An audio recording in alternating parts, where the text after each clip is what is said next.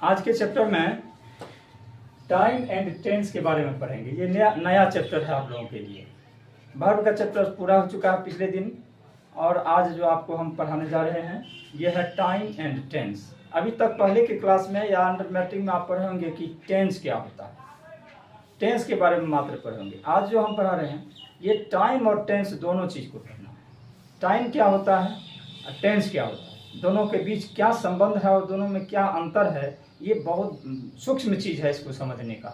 इसको ध्यान से समझिए क्या कहता है। अब इसका अर्थ हम स्पष्ट करते हैं। अर्थात टाइम और टेंस दोनों एक नहीं है। टाइम अलग चीज़ होती है और टेंस अलग चीज़ होती है, यही कहता है। जबकि टेंस का संबंध सीमित रूप से केवल वर्ब के साथ होता है। टेंस का जन्म किसके लिए हुआ है? केवल वर्ब के लिए होता है। वर्ब के विभिन्न रूपों को बताने के लिए, बदलने के लिए टेंस की जरूरत ही है। जैसे राइट है, अब उसको हम पास्ट टेंस में लिखना चाहते हैं तो वहाँ पर हमको राइट के पास्ट रूप में उसको चेंज करने के लिए टेंस की जरूरत पड़ेगी। तो यही अर्थ, यही परिवर्तन को कॉरेस्पोंडेंस कहा जाता है। तो टेंस के विभिन्न रूप को, वर्ब के विभिन्न रूप को प्रदान करने वाले जो शब्द होते हैं उसको टेंस कहते हैं। टेंस का वर्ब के साथ यही संबंध होता है, इसीलिए टेंस को पढ़ा जाता है। लेकिन ये टाइम के साथ इसका ऐसा नहीं होता। इसलिए कहता है टाइम और टेंस दोनों बिल्कुल अलग है।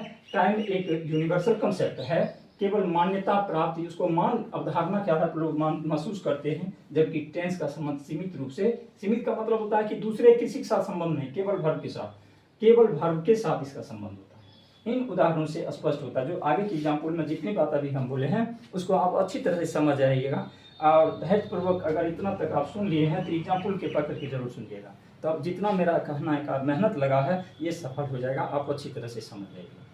एग्जाम्पल क्या कहता है, देखिए, I want to talk to you.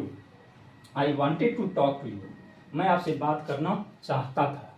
Sentence है ये पास्ट इंडेफिनिट में, कि यहाँ टेंस है, यहाँ टाइम है, दोनों में डिफर देखिए कि सेंटेंस में।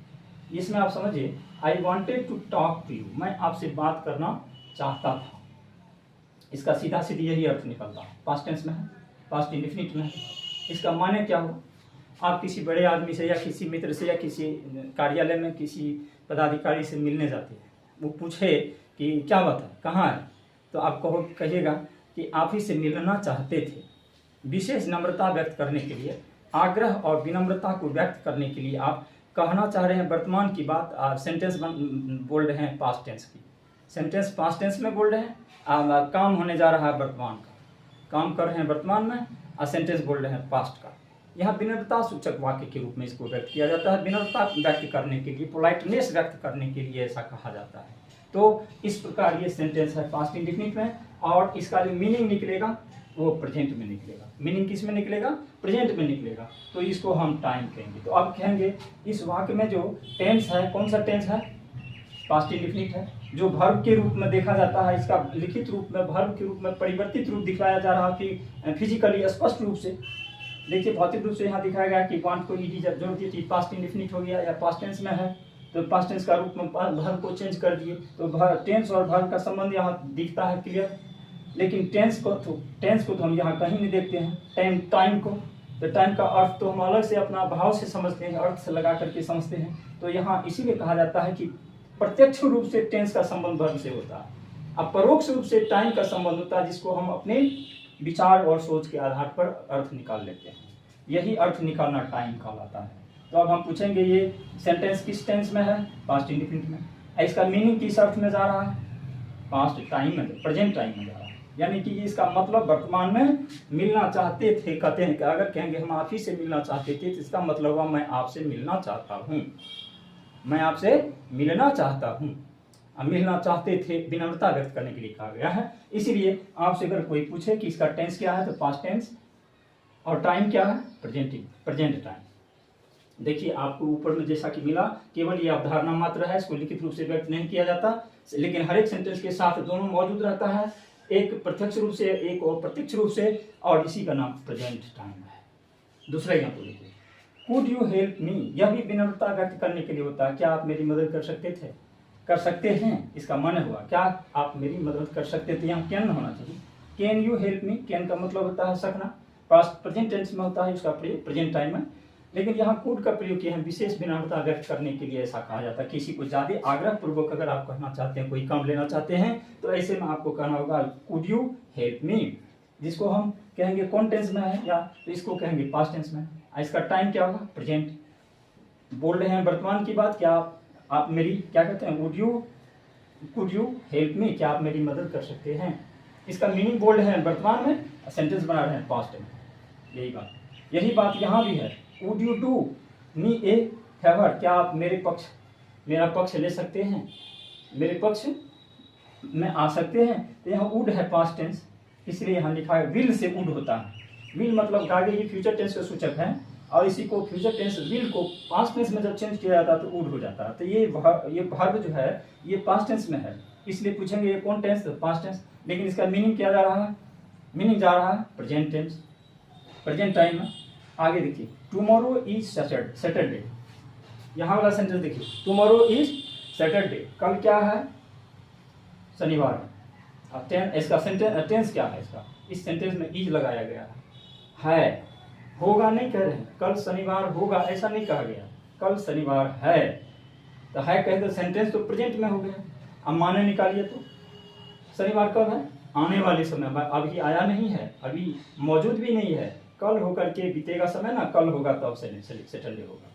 तो यहाँ देखिए सेंटेंस है प्रेजेंट में, और इसका जो मीनिंग निकल रहा है वह है फ्यूचर में। ये एक ही सेंटेंस में प्रेजेंट और फ्यूचर देख लीजिए, दोनों मिल रहा है। इसी कॉन्सेप्ट को कहा जाता है टाइम, जो टाइम का बोध लिखित रूप से नहीं बल्कि भावार्थ के रूप में व्यक्त होता है, अर्थ के रूप में व्यक्त होता है, ये लिखित रूप में व्यक्त होता है।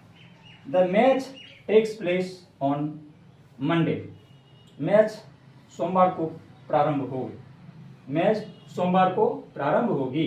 तो यहाँ द मैच टेक्स प्लेस है, takes place present indefinite tense का है, वर्ब थर्ड पर्सन सिंगुलर है, वर्ब के अंत में सब्जेक्ट थर्ड पर्सन सिंगुलर है, इसलिए इसके वर्ब के अंत में ईएस लगा दिया गया। तो सिंपल प्रेजेंट टेंस है, और इसका सेंटेंस तो सिंपल प्रेजेंट है। माने क्या निकल रहा है कि जब मंगलवार सोमवार आएगा, मंडे सोमवार आएगा तब मैच शुरू होगा। The match takes place on Monday, match मंगलवार सोमवार को प्रारंभ होगी। तो इसीलिए इसका भी टेंस है प्रेजेंट, और टाइम हो गया future. The train is about to arrive, इसमें भी इज लगा है, प्रेजेंट टेंस में है, और ट्रेन आने वाली है, आई तो नहीं है, कुछ पल के अंदर आएगी, लेकिन वह भी पल जो है अभी वह पल आया नहीं है, वह पल फ्यूचर में है, तो फ्यूचर का ही बोध कराएगा, इसीलिए ये फ्यूचर टाइम हो गया इसका। यहाँ देखिए the sun rises in the east, इसको बहुत ध्यान से देखिए, कितना चमत्कार रखा कर इसमें है। The sun rises in the east, इसमें प्रेजेंट पास्ट फ्यूचर तीनों का बोध होता है। कौन चीज, टाइम। टेंस तो इसका sun rises in the east present indefinite tense में है, जिसका तो टेंस होगा प्रेजेंट, लेकिन टाइम पूछेंगे तो ये प्रेजेंट पास्ट फ्यूचर तीनों का बोध कराता है। यहाँ देखिए कौन सा तीनों टेंस है, एक साथ एक लाइन में तीनों टेंस तो नहीं दिखाया जा सकता एक वाक्य के अंदर, लेकिन यहाँ तीनों वाक्य का भावार्थ स्पष्ट हो जाता है जो टाइम का होता है, टाइम के रूप में। कैसे होता है तो बताइए, सूर्य पूर्व में उगता है, केवल आज उगता है, पहले भी बहुत दिन से उगते आ रहा है, सब दिन से, तो इसलिए भूत का भी बोध कराया। वर्तमान में तो उगता ही है, इसलिए वर्तमान तो वर्तमान है, और आगे भी उगता रहेगा। ये नहीं कि पूर्व की जगह पश्चिम में सूर्य उगेगा, ये यथार्थ सत्य है, शाश्वत और सार्वभौमिक सत्य है कि सूरज पूर्व में उगता ही है, सब दिन उगता है, सब दिन उगता था और उगता रहेगा। तो यहाँ एक लाइन ही कहना सफिशिएंट है कि the sun rises in the east, सूर्य पूर्व में उगता है, इसका तात्पर्य तीनों काल प्रेजेंट पास्ट फ्यूचर तीनों का बोध हो जाता है इसकी टाइम का, कि सब दिन के लिए ये पूर्व की ही ओर उगता है, इसलिए इसका टेंस हो गया प्रेजेंट, अब टाइम हो गया पास्ट, प्रेजेंट और फ्यूचर तीनों में इसका टाइम हो गया। यही इसी तरह ये भी एग्जाम्पल है। मिल्क इज व्हाइट या 2 + 2 = 4, दूध उजला होता, पहले उजला नहीं होता, काला होता था क्या, पहले भी उजला होता था, आज भी उजला होता, आगे चल कर के क्या दूध काला हो जाएगा, आगे भी दूध उजला ही रहेगा। इसीलिए सेंटेंस प्रेजेंट तो है, लेकिन इसका टाइम जो होगा प्रेजेंट पास्ट फ्यूचर तीनों होगा। 2 + 2 = 4, 2 2 4 होता है, तो 2 2 5 कब होता था, पहले तो 5 नहीं होता था। अब 2 + 2 = 5, फिर आने वाले दिन में भी तो नहीं होगा, सब दिन इसका जितना हो रहा है उतना ही होता रहेगा, 2 + 2 = 4 सब दिन के लिए है, प्रेजेंट पास्ट फ्यूचर, इसलिए इसका टाइम होगा फ्यूचर, प्रेजेंट और पास्ट, और इसका टेंस जो होगा टेंस प्रेजेंट में है, क्योंकि यहाँ पर इज लगा हुआ है। तो देख लीजिए ये इज से जुड़ा हुआ है, ये प्रेजेंट टेंस में है और टाइम इसका तीनों में जाएगा। आगे देखिए, we are going to Patna in July. अब यहाँ इस वाक्य को देखिए, एकदम प्रेजेंट इम्परफेक्ट में लगता है अभी चल हो काम जारी होने जा रहा है या हो रहा है। वी आर गोइंग टू, जैसे मैं चल रहा, मैं जा रहा, कहेंगे मैं जा रहा हूँ, हम जा रहे हैं, वी आर गोइंग, हम जा रहे हैं का मतलब वर्तमान में काम जारी है, तो जारी अवस्था के रूप में सेंटेंस व्यक्त किया गया। वी आर गोइंग, हम जा रहे हैं, कौन सी के लिए, कहाँ, टू पटना, तो कहाँ जा रहे हैं, पटना, इसका मतलब रास्ते में है, जा रहे हैं। लेकिन लिखा हुआ क्या समय, इन जुलाई, अभी तो जुलाई नहीं है, तो जुलाई आएगा तो आप जाइएगा, लेकिन आप ऐसे बोलने लगता है ये रास्ता जुलाई लेकर चल दिए, तो जा रहे हैं का तो मतलब ये नहीं हो कि वर्तमान में, इसका मीनिंग होगा कि भविष्य में जब जुलाई महीना आएगा तब हम जाएंगे, इसका माने ये होगा। तो ये हो गया कॉन्सेप्ट ऑफ टाइम, इसका जो सेंस निकल रहा है, अर्थ निकल रहा है, भावार्थ निकल रहा है, वह फ्यूचर टाइम के लिए आ रहा है। देख, लेकिन सेंटेंस जो है प्रेजेंट इम्परफेक्ट में है, ऐसा लगता है कि काम अभी चल रहा है जाने का। We are going to Patna in July, इसका टेंस हो गया प्रेजेंट और इसका टाइम हो गया फ्यूचर।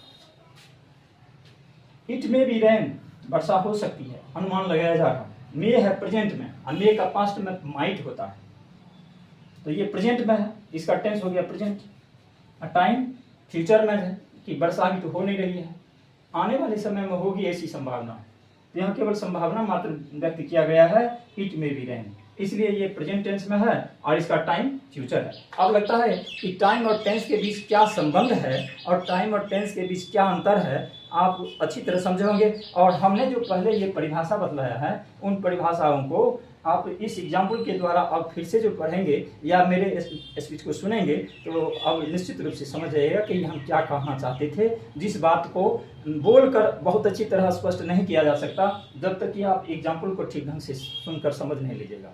इसलिए अगर एग्जाम्पल समझ लीजिएगा, जो चीज़ इसमें कहा जा रहा है उस बात को आप खुद ही महसूस कर लीजिएगा और मान लीजिएगा नहीं ये बात सही कहा जा रहा है। इसलिए धैर्यपूर्वक अगर इसको सुने हैं या नहीं सुने तो अवश्य सुनिए, इसका एग्जाम्पल को जरूर पढ़ लीजिए, बहुत अच्छा से समझ जाइएगा टाइम और टेंस क्या होता है। और it is very important chapter for you and next time this chapter will be very very important and proved important in future time and all the competitive exams and the annual exams. So you must have to pay attention here.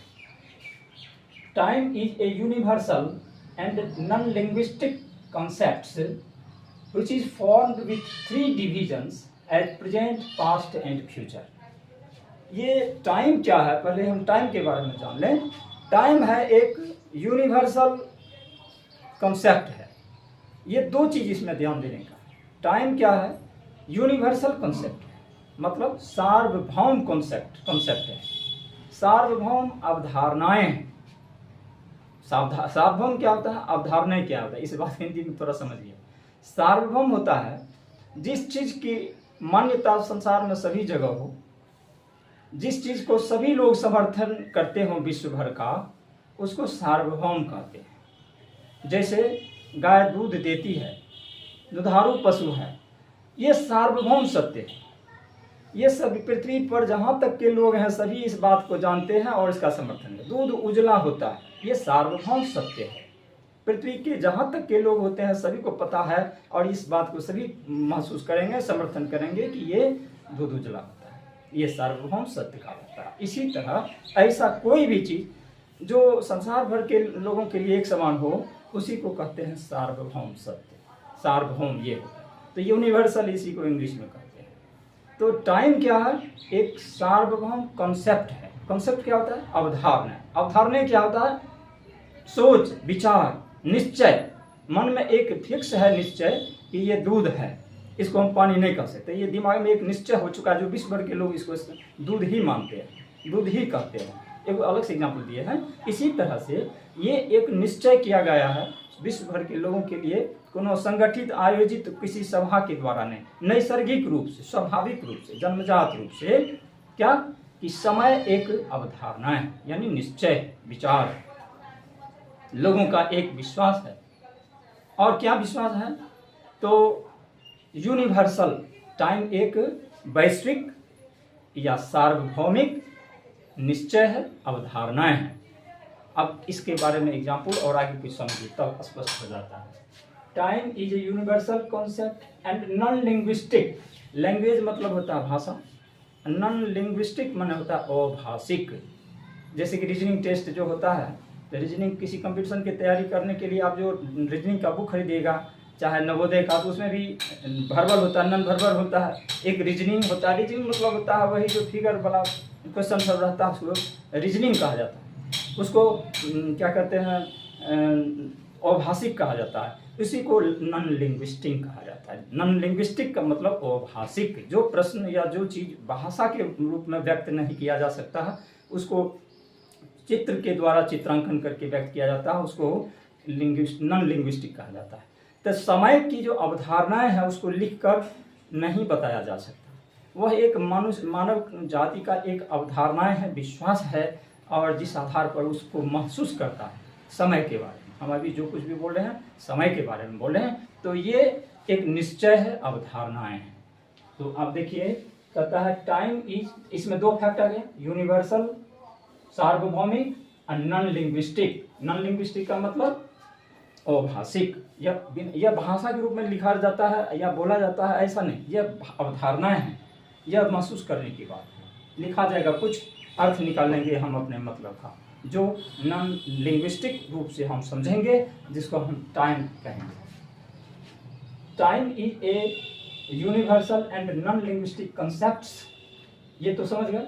और क्या, which is formed with 3 divisions, तो 3 रूप में बने होते हैं, 3 भागों में विभाजित रहते हैं, प्रेजेंट, पास्ट और फ्यूचर। 3 भाग में, प्रेजेंट टाइम, पास्ट टाइम और फ्यूचर टाइम, 3 टाइम में ये विभाजित होते हैं। 3 प्रकार से या विभाजित रूप में होते हैं। 3 रूप से हम इसको पहचान करते हैं, और ये कंसेप्ट के रूप में हमको आता है, जो सार्वभौमिक रूप से एक समान समझा जाता है, महसूस किया जाता है। यही हुआ टाइम क्या है। फ्यूचर 3 भागों से बने होते हैं। चलिए अब टेंस के बारे में समझिए। By tense we understand the correspondence between the form of the verb and our concept of time. और टेंस क्या है, टेंस का संबंध वर्ब से होता है। तो by tense we understand the क्या कहते हैं, correspondence between the form of the verb and our concept of time. इसको समझिए। टेंस क्या है, वर्ब के रूप के बीच, वर्ब के विभिन्न रूपों के बीच ये अपना रूप या स्वरूप बतलाने वाला टेंस कहलाता है, जो कंसेप्ट ऑफ टाइम के साथ साथ चलता है। ये केवल भाषा से आप समझिएगा नहीं, पंक्ति पर जाएंगे एग्जाम्पल में तो अच्छा से समझ जाइएगा, और अभी जो कह रहे हैं इसको ध्यान से सुनते रहिए। टेंस का तात्पर्य क्रिया मतलब वर्ब के रूप में परिवर्तन के साथ समय की अवधारणाओं से है, जो प्रेजेंट, पास्ट एवं फ्यूचर के रूप में होते हैं। By tense we understand, tense से हम यह समझते हैं the correspondence between the form of the verb, verb के रूप के बीच जो करस्पॉन्डेंस है, जो परिवर्तन है, and our concept of time, उस परिवर्तन के साथ या उस परिवर्तन के बारे में हम समझते हैं, और क्या समझते हैं, टाइम के बारे में समझते हैं। टाइम की अवधारणाएं क्या है, जो अभी पहले बोल चुके हैं, ये दोनों चीज को हम एक साथ एक पंक्ति के द्वारा समझते हैं, इसी को टेंस कहते हैं। साधारण अर्थ में तो इसका कुछ अलग होगा, जो क्रिया के विभिन्न रूपों को बदलने में मदद करता है और समय का बोध कराता है, उसको टेंस करते हैं। ये तो साधारण भाषा में होगा। अभी जिस तरह से हम आपको टाइम और टेंस की बात कर रहे हैं, उस लेवल से इसको आप समझना होगा, ध्यान दीजिए इसमें। अब देखिए, अतः मॉडर्न इंग्लिश ग्रामर के अनुसार टेंस के मात्र 2 भेद होते हैं। अभी तक टेंस के बारे में आप कितना समझे होंगे, टेंस के 3 भेद होते हैं, प्रेजेंट, पास्ट और फ्यूचर। लेकिन मॉडर्न इंग्लिश ग्रामर के विद्वानों ने टेंस के 2 भेद किए हैं, प्रेजेंट टेंस, पास्ट टेंस। दोनों का सेंटेंस अलग अलग ढंग से बनाया जाता है। जैसे I write a letter, he writes a letter, ये प्रेजेंट टेंस की का पहचान है। He wrote a letter, he had written a letter, तो इसमें अलग अलग ढंग से हम वर्ब को चेंज कर लेते हैं टेंस की मदद से, इसलिए प्रेजेंट और पास्ट टेंस को स्पष्ट रूप से समझ में आ जाता है और उसमें परिवर्तन होते हुए देखा जा सकता है। इसलिए दो टेंस होते हैं। लेकिन फ्यूचर टेंस में ऐसा कोई परिवर्तन नहीं देखा जाता। उसमें आप फ्यूचर टेंस व्यक्त करने के लिए क्या बोलते हैं? आई सेल को। सेल है क्या? सेल आप पहले के क्लास में पढ़े होंगे, जहाँ ऑक्सिलरी वर्ब पढ़ा है, मॉडल ऑक्सिलरी वर्ब है। तो ये तो मॉडल ऑक्सिलरी वर्ब से लेकर के आए हैं आप। इसका अपना स्वरूप क्या है फ्यूचर टेंस? कुछ नहीं। अगर सेल हटा ले तो उसका कोई मीनिंग नहीं निकलेगा, फ्यूचर व्यक्त हो ही नहीं सकता है। तो हम क्यों नहीं कहेंगे कि ये फ्यूचर टेंस हम मॉडल ऑक्सिलरी के द्वारा व्यक्त कर सकते हैं? फ्यूचर टेंस को अपना कुछ भी नहीं है, ताकि बस जैसे राइट को रोट कर लिए, तो पास्ट टेंस का अपना स्वरूप है पास्ट टेंस में चेंज करने के लिए।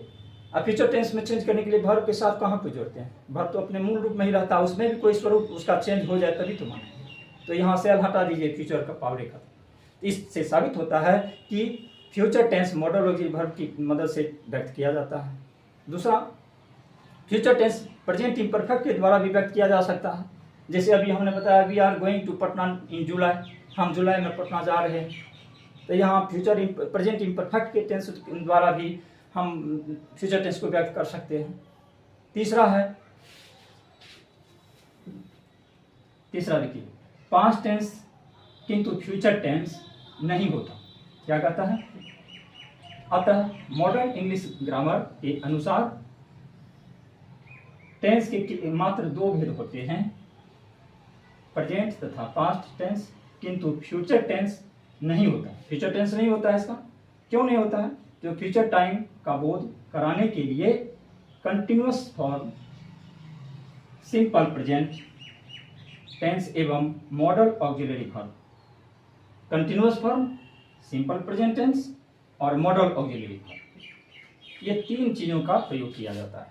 सिंपल तीन चीज मात्र इन्हीं तीन चीज़ों से प्रेजेंट ये क्या कहते हैं फ्यूचर टेंस व्यक्त किया जा सकता है। जैसे द ट्रेन, जैसे हम कह सकते हैं the train is about to come, तो यहाँ प्रेजेंट टेंस में इज लगा दिए। We are going to Patna next month, तो इसमें प्रेजेंट इम्परफेक्ट हो गया, एगो प्रेजेंट टेंस हुआ, एगो प्रेजेंट परफेक्ट हो गया। एगो हुआ we shall go to Patna, तो यहाँ शैल मॉडल ऑक्सिलरी वर्ब हो गया। तो तीन चीज़ों को मिला करके हम फ्यूचर टेंस व्यक्त कर सकते हैं। इसके अलावा इन तीनों को हटा देते हैं तो फ्यूचर टेंस में व्यक्त करने के लिए कोई साधन नहीं बचता। तो फ्यूचर टेंस कैसे बनाए, इसके लिए कोई उपाय नहीं बनता। अब फ्यूचर टेंस के पास अपनी कोई शक्ति नहीं कि वह वर्ब के रूप में कोई परिवर्तन ला करके और फ्यूचर का टाइम का बोध करा सके। इससे साबित हो जाता है कि फ्यूचर टेंस को अपना कुछ है ही नहीं। तो जब है ही नहीं, हमारी पहले पढ़ी हुई चीज़ों से ही फ्यूचर टेंस व्यक्त किया जा सकता है प्रेजेंट टेंस के द्वारा या मॉडल ऑक्सिलरी वर्ब के द्वारा, तो फिर टेंस के लिए क्या बचा अपना? इसलिए टेंस को हटा ही दिया गया मॉडर्न इंग्लिश ग्रामर में। और कहा गया है आधुनिक विद्वानों के द्वारा कि टेंस के केवल दो भेद होते हैं, प्रेजेंट टेंस और फ्यूचर टेंस, प्रेजेंट टेंस और पास्ट टेंस, लेकिन फ्यूचर टेंस नहीं होता। अब आगे पढ़िएगा आप कि फ्यूचर टेंस के तीन भेद जो होते हैं तब वो काहे के लिए पढ़ाया गया है। तो ये ट्रेडिशनल इंग्लिश ग्रामर में या पारंपरिक इंग्लिश ग्रामर जो पहले से चलते आ रहा है उसके अनुसार पढ़िएगा तो टेंस के तीन भेद होते हैं जो पहले से भी आप पढ़ चुके होंगे और आगे की क्लास में आगे के चैप्टर में हम पढ़ाएंगे भी। तो आज की क्लास में बस इतना ही कि टाइम और टेंस के बीच क्या अंतर होता है, क्या दोनों में संबंध होता है, एक ही सेंटेंस में दोनों हर वक्त कैसे मौजूद रहता है, व्याप्त रहता है प्रत्यक्ष और परोक्ष रूप से, इन सारी बातों को आप विस्तार से भी समझे हैं। और टेंस के भेद कितने होते हैं, मात्र आधुनिक ग्रामर के अनुसार 2, अगले में आप पढ़ेंगे 3 भी। तो आज की क्लास में बस इतना ही, और कोई प्रॉब्लम हो तो अगले क्लास में अगले चैप्टर में आप कमेंट करके पूछ सकते हैं। तो आज की क्लास में इतना ही, बस धन्यवाद।